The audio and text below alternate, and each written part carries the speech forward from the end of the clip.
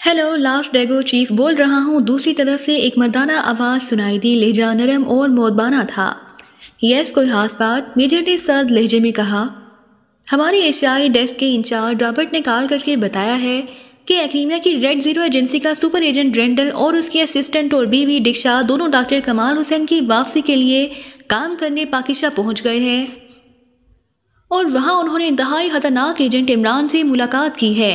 दूसरी तरफ से क्या कहा गया तो मेजर के चेहरे पर बेइख्तियार तशवीश के तासुरात उभर आए। इमरान? वो वाकई इंतहाई खतरनाक एजेंट है, मेजर ने होंठ चबाते हुए कहा। इस इत्तला पर हमने रेंडल, डिक्शा और इमरान के फौरी खात्मे की प्लानिंग की और एक गैर मुताल्लिका आदमी के जरिए पाकिस्तान में एक फाल ग्रुप को हायर कर लिया गया। उस ग्रुप ने वाकई काम दिखाया है कि रेंडल और उसकी बीवी डिक्शा दोनों की लाशें वापस एक्रीमिया पहुंच चुकी हैं।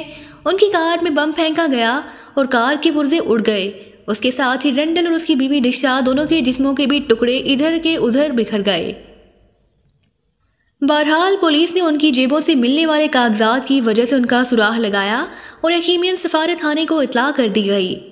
एक्रीमियन सफारत खाने ने उनकी लाशें अपनी तहवील में लेकर उन्हें वापस एक्रीमिया भिजवा दिया है, चीफ ने तफसील बताते हुए कहा।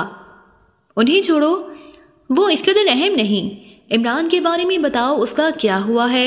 मेजर ने कहा, क्योंकि कॉमन एजेंसी में तवील अरसे तक काम करने की वजह से वो इमरान और पाकिस्तान सीक्रेट सर्विस के बारे में बहुत कुछ जानता था। इमरान का भी खात्मा कर दिया गया है, दूसरी तरफ से कहा गया तो मेजर इस तरह उछला जैसे उसने कोई अनहोनी बात सुन ली हो। क्या कह रहे हो? क्या उस इतला को कंफर्म कर लिया गया है? मेजर ने अपनी बात पर जोर देते हुए कहा। यस सर, उसकी कार में स्मोक बम फेंका गया ताकि इमरान ज़हनी तौर पर उलझा रहे, वरना वो कार से बाहर छलांग लगा सकता था। और फिर चंद लम्हों बाद उसकी कार सड़क के दरमियान ब्लास्ट हो गई। वो शदीद बुरी तरह हवा में उड़ी। उसे उठाकर अस्पताल ले जाया गया। हमला आवर करीब ही मौजूद थे। उन्होंने अस्पताल से रब्ता किया और फिर उन्हें अस्पताल से इत्तला मिल गई कि इमरान अस्पताल में हलाक हो गया है और उसकी लाश हुकूमत ने छुपा ली है क्योंकि हुकूमत इमरान की मौत को सामने नहीं लाना चाहती। चीफ ने तफसील बताते हुए कहा, यह भी तो हो सकता है कि ये सब ड्रामा किया गया हो। इमरान पाकिस्तान सीक्रेट सर्विस ऐसे ड्रामे करने के माहिर हैं। जब लाश सामने नहीं आएगी कंफर्मेशन नहीं हो सकती, मेजर ने गुस्सीले लहजे में कहा। यस सर, मैंने भी ये रिपोर्ट मिलने पर यही हुक्म दिया था कि इस सूरत में इमरान की मौत को कंफर्म किया जाए और अब हतमी इतला मिली है कि इमरान की लाश अस्पताल के एक खुफिया सरधाने में मौजूद है और उसे बाकायदा पाकिस्तान में मौजूद हमारे ग्रुप ने कंफर्म किया है, चीफ ने कहा।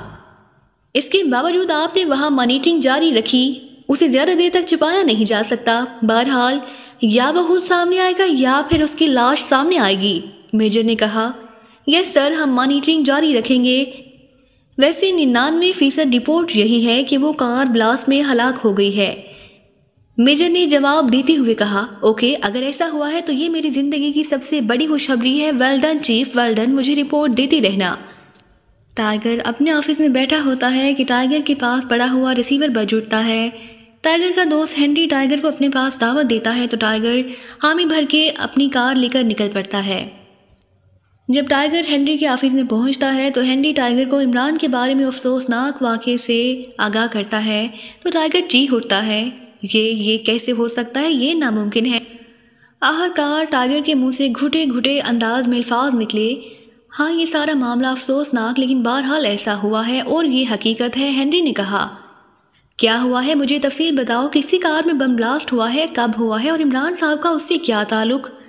टाइगर ने होंठ बींचते हुए सर्द लहजे में कहा। बैठो, मैं तुम्हें जूस पिलाता हूँ। मुझे मालूम न था कि मैं तुम्हें ये खबर मालूम ना होगी, वरना मैं इस तरह यकला सब कुछ ना कह देता। हेनरी ने आगे बढ़कर टाइगर के कांधे पर थपकी देते हुए कहा। फजूल बातें मत करो, मुझे बताओ क्या हुआ है। टाइगर ने कुर्सी पर ढेर होते हुए कदरे चीख कर कहा। मुझे जो हतमी इतला मिली है उसके मुताबिक नागौरी रोड पर एक कार में अचानक बम ब्लास्ट हुआ और कार के परहच्चे उड़ गए। उस कार में एक आदमी था। उस कार से निकाला गया तो वो शदीद जख्मी हालत में था। उसे फ़ौरन करीब ही वाक़या सिटी अस्पताल ले जाया गया, लेकिन वो जानबर ना हो सका और हुकूमत के चंद लोग अस्पताल से उसकी लाश ले गए हैं। मुझे बताया गया है कि कार तुम्हारे उस्ताद इमरान की थी और इमरान अकेला ही उस कार में बैठा हुआ था। हेनरी ने अफसोस भरे अंदाज में जवाब देते हुए कहा। हुकूमत के चंद लोग उनकी लाश ले गए हैं, ये क्या बात हुई? टाइगर ने कहा और उसके सोते हुए चेहरे पर कदरे उम्मीद के तासुरात उभर आए थे। तफसील का तो मुझे इल्म नहीं, बहरहाल हुआ ऐसा है। तुम्हें मालूम है कि मुझे ऐसी रिपोर्टें फ़ौरन मिल जाती हैं और ये हतमी होती हैं। हेनरी ने जवाब दिया तो टाइगर ने हाथ बढ़ाकर सामने मेज़ पर पड़े हुए फ़ोन का रिसीवर उठाया और फ़ोन के नीचे मौजूद बटन को प्रेस करके उसे डायरेक्ट किया और फिर तेज़ी से नंबर प्रेस करने शुरू कर दिए। सिटी अस्पताल। राब्ता होते ही एक निस्वानी आवाज़ सुनाई दी। मैं टाइगर बोल रहा हूँ, डॉक्टर सिद्दीकी से बात कराएं। टाइगर ने तेज़ लहजे में कहा। अब वो काफ़ी हद तक अपने आप को संभाल चुका था।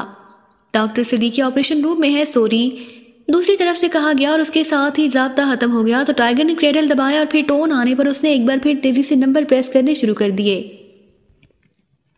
जूलिया बोल रही हूँ, दूसरी तरफ से जूलिया की आवाज़ सुनाई दी।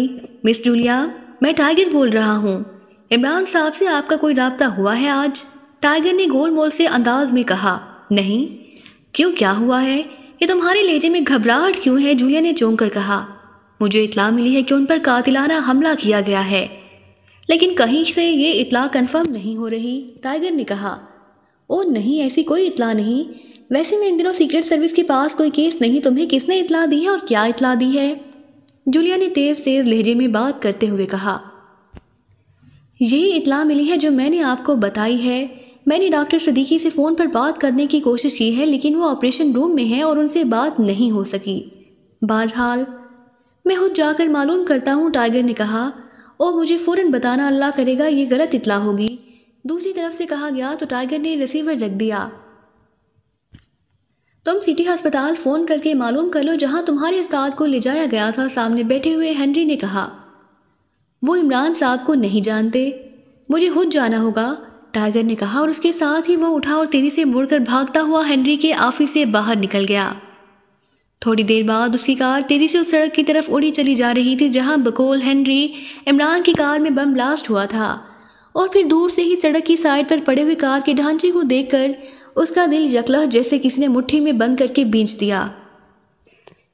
उसने उस ढांचे के करीब पहुंचकर फुल ब्रेक लगाए और दूसरे लम्हे वो उछलकर कार से नीचे उतरा और दौड़ता हुआ तबाहशुदा कार के ढांचे की तरफ बढ़ गया। वहां पुलिस का सिर्फ एक सिपाही मौजूद था और करीब जाकर टाइगर एक झटके से रुक गया। उसकी आंखें कपकपाने लग गईं। वो कार इमरान की कार थी और उसकी हालत बता रही थी कि उसमें सवार अफराद की क्या हालत हुई होगी। उसकी आंखों के आगे अंधेरा सा छाने लग गया। वो यकलख लड़खड़ाया, लेकिन दूसरे लम्हे उसके जहन में डॉक्टर सिद्दीकी के ऑपरेशन रूम में मसरूफ़ होने की इत्तला किसी बिजली के कूंदे की तरह नमूदार हुई और वो उसके साथ ही तेज़ी से मुड़ा और दूसरे लम्हे उसकी कार ने बिजली की सी तेज़ी से मोड़ काटा और एक बार फिर खासी तेज़ रफ्तारी से दौड़ती हुई स्पेशल अस्पताल की तरफ बढ़ती चली गई। वो दानिस्ता तौर पर अस्पताल नहीं गया था क्योंकि हुकूमत की कारिंदों वाली बात उसके हलक से नीचे नहीं उतर रही थी। वो पहले डॉक्टर सिद्दीकी से कंफर्म करना चाहता था और फिर तकरीबन 1.5 घंटे की तेज़ रफ्तार ड्राइविंग के बाद वो स्पेशल अस्पताल पहुंच गया। इस्तकबालिया से उसे मालूम हो गया कि डॉक्टर सिद्दीकी अपने ऑफिस में मौजूद हैं। उसने अपना नाम बताया तो डॉक्टर सिद्दीकी ने उसे ऑफिस में कॉल कर लिया। टाइगर धड़कते दिल के साथ ऑफिस में दाखिल हुआ और डॉक्टर सिद्दीकी का चेहरा पुरसकून देखकर उसे कुछ हौसला हुआ। उसने सलाम किया तो डॉक्टर सिद्दीकी ने सलाम का जवाब देते हुए उसे बैठने का इशारा किया। डॉक्टर साहब, इमरान साहब की कार रोड पर ब्लास्ट हुई है। इमरान साहब का क्या हाल है? टाइगर के लहजे में लड़खड़ाहट मौजूद थी। तुम्हें किसने बताया है कि इमरान साहब यहाँ मौजूद हैं? डॉक्टर सिद्दीकी के लहजे में हैरत थी। डॉक्टर साहब, आप पहले मेरी बात का जवाब दें। मैंने कार की हालत देखी है और मेरा दिल इमरान साहब के बारे में सोचकर ही बंद होता महसूस हो रहा है, टाइगर ने रो देने वाले लहजे में कहा। बेफिक्र रहो, अल्लाह ताला ने खसूसी रहमत की है। इमरान साहब अब खतरे से बाहर है, डॉक्टर सिद्दीकी ने कहा तो टाइगर ने बेएहतियात इतना लंबा सांस लिया जैसे पूरे कमरे की ऑक्सीजन अपने फेफड़ों में भर लेना चाहता हो। उसका सुता हुआ चेहरा बेएहतियात खिल उठा। या अल्लाह, तेरा शुक्र है, तेरा लाख लाख शुक्र है, तू ही अपने बंदों पर रहम करने वाला है। या अल्लाह, तेरा लाख लाख शुक्र है, टाइगर ने बड़े हलूस भरे लहजे में कहा। खुशकिस्मत है इमरान कि उसे तुम जैसे इस कदर मोहब्बत करने वाले दोस्त मिले हैं, डॉक्टर सिद्दीकी ने मुस्कुराते हुए कहा। इमरान साहब की ज़ात ही ऐसी है डॉक्टर साहब, क्या मैं इमरान साहब से मिल सकता हूँ? टाइगर ने कहा। नहीं, अभी उन्हें बेहोश रखा गया है। सफदर और कैप्टन शकील अभी थोड़ी देर पहले गए हैं, वो भी नहीं मिल सके। कल इंशाल्लाह उनसे मुलाकात हो सकेगी, लेकिन तुमने बताया नहीं कि किसने बताया है कि इमरान साहब यहाँ हैं। डॉक्टर सिद्दीकी ने कहा। तो हेनरी से मुलाकात से लेकर यहाँ आने तक की सारी कार्रवाई टाइगर ने उन्हें बता दी। फिर तो तुम्हें सिटी अस्पताल फ़ोन करना चाहिए था बकौल तुम्हारे, तुमने वहाँ सिरे से ही राब्ता नहीं किया, डॉक्टर सिद्दीकी ने कहा। हेनरी की बात मेरे हलक से नीचे नहीं उतर सकी कि सिटी अस्पताल हुकूमत के कारिंदे इमरान साहब की लाश ले गए हैं। मालूम है कि ऐसा नहीं हो सकता। फिर मैंने आपको जहाँ फ़ोन किया मुझे बताया गया कि आप ऑपरेशन रूम में हैं, तो मेरा दिल कहता था कि इमरान साहब को आप सिटी अस्पताल से ले जा सकते हैं। फिर आपके ऑपरेशन रूम में मसरूफियत से मेरे दिल को हौसला हुआ कि आप इमरान साहब के ऑपरेशन रूम में मसरूफ़ हैं, टाइगर ने जवाब देते हुए कहा। तो डॉक्टर सिद्दीकी बेएहतियात हंस पड़े। इंसान वाकई ऐसी हालत में इस अंदाज में सोचता है। बहरहाल सफदर साहब के कहने पर मैंने सिटी अस्पताल के डॉक्टर शिराजी से कह दिया था कि वो यही बताएं कि हुकूमती कारिंदे इमरान साहब की लाश ले गए हैं, ताकि उन पर कातिलाना हमला करने वाले दोबारा हमला ना करें और मुतमईन होकर बैठ जाएं। डॉक्टर सिद्दीकी ने कहा। सफदर साहब का मशवरा इन हालात में दुरुस्त है, लेकिन क्या सफदर साहब ने हमलावरों के बारे में कोई बात नहीं की है, टाइगर ने पूछा। और नहीं, उन्होंने सिर्फ इतना बताया है कि वो कैप्टन शील के साथ कार में जा रहे थे कि उन्हें इमरान साहब की कार का ढांचा नजर आया। वो उसे पहचान गए थे। फिर वो सिटी अस्पताल पहुंचे और उन्होंने वहां से मुझे फ़ोन किया, तो मैं डॉक्टरों की टीम लेकर सिटी अस्पताल पहुंच गया और फिर वहां से इमरान साहब को जहां लाया गया। फिर सफदर और कैप्टन शील भी जहां पहुंच गए। जब उनकी तसल्ली हो गई तो फिर वो वापस चले गए और तुम्हारे आने से पहले थोड़ी देर पहले गए हैं, डॉक्टर सिद्दीकी ने तफसील बताते हुए कहा। ओके डॉक्टर साहब, आप मुझे इजाज़त दें, अल्लाह ताला आपको जज़ाए खैर दे। आपने इमरान साहब के बारे में उम्मीद अफजा बात करके मुझे नई ज़िंदगी दी है, अल्लाह हाफिज़, टाइगर ने कहा। और फिर चंद लम्हों बाद एक बार फिर तेज़ी से हेनरी के क्लब की तरफ टाइगर की कार उड़ी चली जा रही थी। उसे मालूम था कि हेनरी अगर चाहे तो हमला आवरों के बारे में मालूमात हासिल कर सकता है, और टाइगर अब हमला आवरों का सुराग लगाना चाहता था। क्या हुआ? क्या कन्फर्मेशन हो गई है? हेनरी ने टाइगर के ऑफिस में दाखिल होते ही उठकर खड़े होते हुए कहा। हाँ, कन्फर्मेशन हुई है कि इमरान साहब पर कातिलाना हमला हुआ है, लेकिन वो बच गए हैं, मगर उन्हें हमलावरों के दूसरे हमले से बचाने के लिए ये जाहिर किया जा रहा है कि वो हलाक हो चुके हैं। और तुम्हें मैंने ये बात इसलिए बताई कि मुझे मालूम है कि तुम इस बात को राज रख सकते हो, टाइगर ने मेज़ की दूसरी तरफ मौजूद कुर्सी पर बैठते हुए कहा। बच गए हैं? ये तो वाकई मोज़ा है, वरना जो हालत कार की बताई गई है उस लिहाज से तो बच जाने की बज़ाहिर कोई सूरत नज़र न आती थी। बहरहाल मुबारक हो, और मुझ पर एतमाद का भी शुक्रिया, बेफिक्र रहो, मेरी ज़ुबान से ये बात किसी सूरत आउट नहीं होगी, हेनरी ने जवाब देते हुए कहा। लेकिन मैंने उन हमला आवरों का सुराग लगाना है और उसका कोई क्लू तुमने मुझे देना है, ये बात लिख लो, टाइगर ने कहा। मैं कैसे कोई क्लू दे सकता हूँ? हेनरी ने हैरान होकर कहा। तुम्हारे जिस आदमी ने तुम्हें इतला दी है उससे मेरी बात कराओ। उसे कैसे मालूम हुआ कि कार में इमरान साहब थे? ला महाला वो उस वक्त वहाँ करीब ही कहीं मौजूद होगा, और तुम्हारे आदमी इन मामलात में खासी तरबियत याफ्ता होते हैं, टाइगर ने कहा। ओह हाँ, जोड़ी ने मुझे इतला दी थी क्योंकि उसे मेरे और तुम्हारे ताल्लुकात का भी इल्म है, और उसे तुम्हारे और इमरान साहब के दरमियानी रिश्ते का भी इल्म है।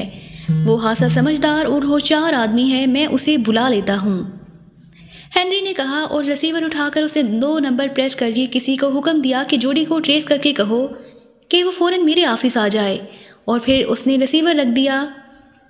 फिर तकरीबन 1 घंटे बाद दरवाज़ा खुला और एक नौजवान अंदर दाखिल हुआ। उसने हेनरी और टाइगर दोनों को सलाम किया।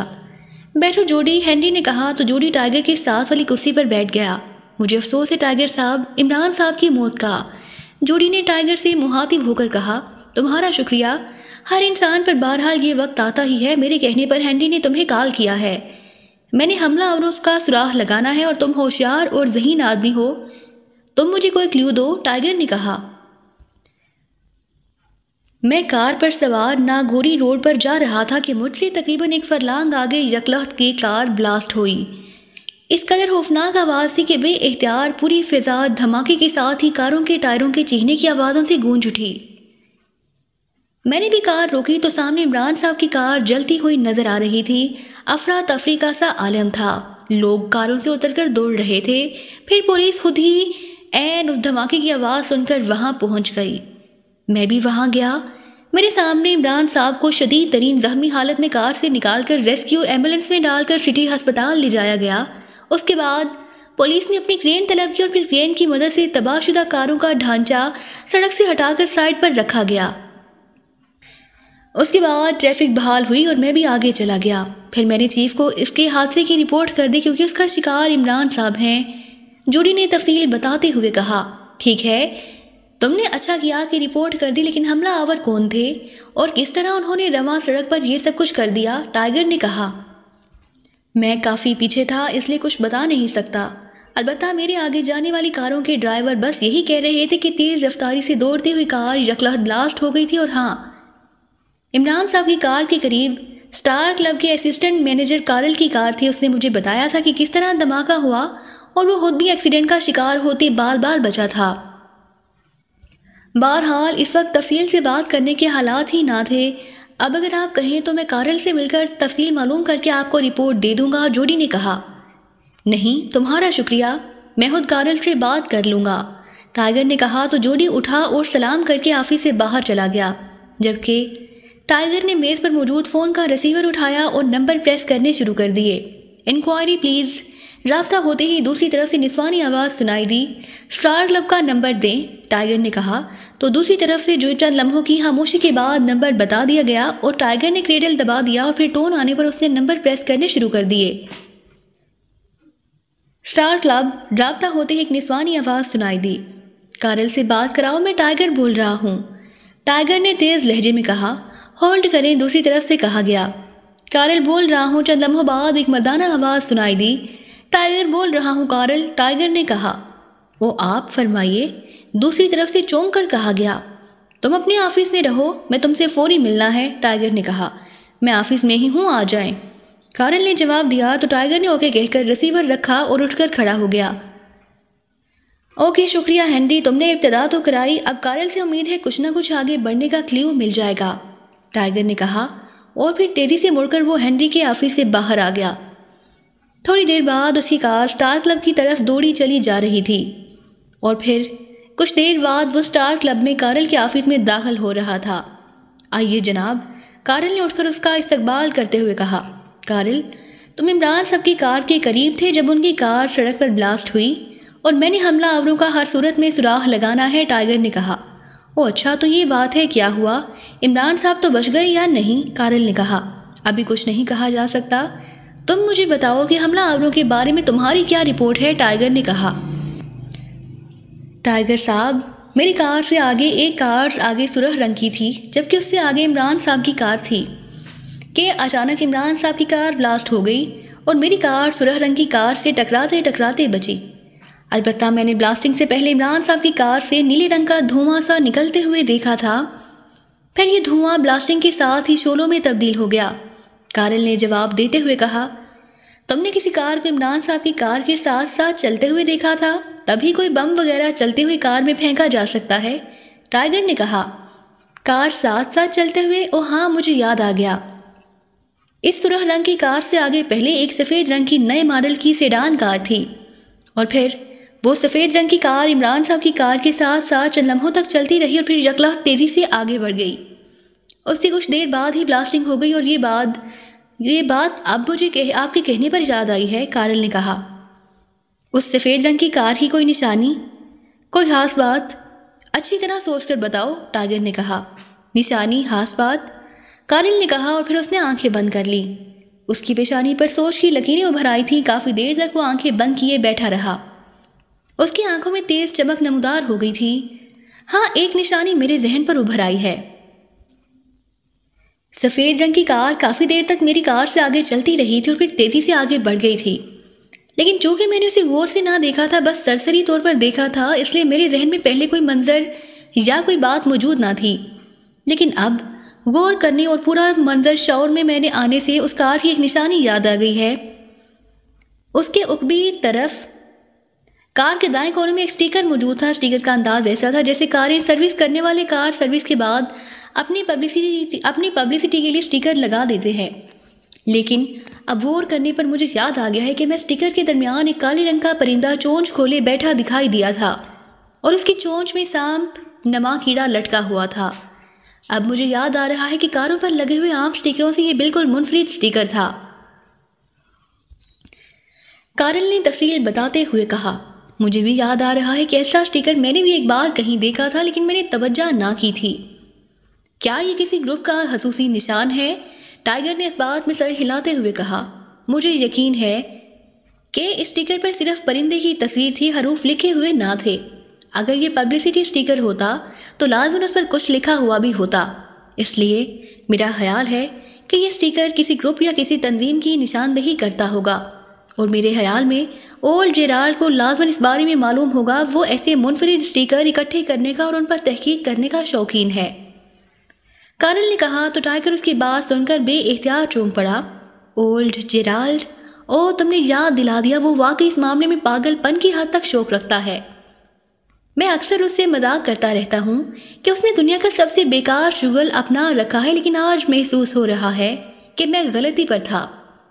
ऐसी बेकार चीज़ किसी न किसी मौका पर सबसे कारामद साबित होती है, टाइगर ने कहा, और फिर हाथ बढ़ाकर उसने मेज़ पर पड़े हुए फ़ोन को अपनी तरफ खिसकाया और फ़ोन सेट के नीचे मौजूद बटन को प्रेस करके उसे डायरेक्ट किया, और फिर रिसीवर उठाकर उसने तेज़ी से नंबर प्रेस करने शुरू कर दिए।